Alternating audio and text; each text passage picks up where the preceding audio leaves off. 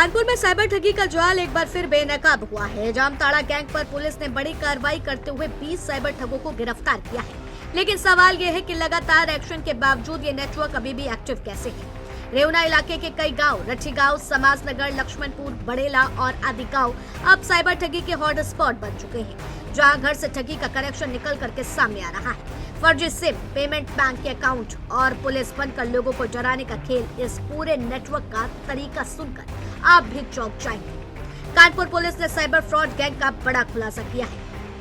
Acknowledgement number के आधार पर 12 मूल अकाउंट्स की डिटेल बैंकों से हासिल की गई, जिसमें खातों की पूरी जानकारी, मोबाइल नंबर और ट्रांजैक्शन डाटा शामिल है। जांच में सामने आया है कि इन म्यूल अकाउंट्स के जरिए करीब 38,25,809 रुपए का लेन देन हुआ है। जेल में बंद आरोपी अशोक की पत्नी द्वारा रकम निकाले जाने की सूचना पर पुलिस ने कार्रवाई करते हुए करीब 6,50,000 रुपए फ्रीज कर दिए हैं। पुलिस इस पूरे मामले में खाता धारकों और जुड़े नेटवर्क पर आगे की कार्रवाई की तैयारी है।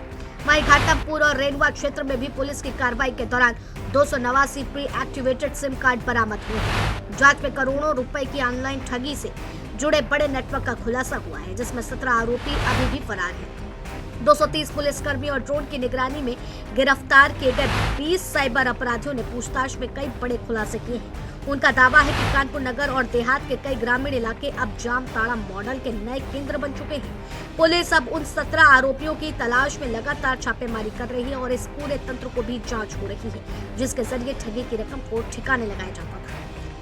जांच में ये भी सामने आया है कि पहले जहां म्यूल अकाउंट्स का इस्तेमाल होता था, वहीं प्री एक्टिवेटेड सिम और पेमेंट एप्स के जरिए नए अकाउंट बनाए जा रहे हैं। आरोपियों के मोबाइल में एयरटेल पेमेंट्स, बैंक, नोवी स्टाइल और फियो पेमेंट जैसे प्लेटफॉर्म से जुड़े अकाउंट्स मिले हैं। एडीसीपी एसओजी सुमित सुधाकर रामटेके ने बताया है कि पुलिस ने रेनवा स्थित ग्रामीण बैंक और पंजाब नेशनल बैंक में जाकर के साइबर ठगों के खातों की पड़ताल की है।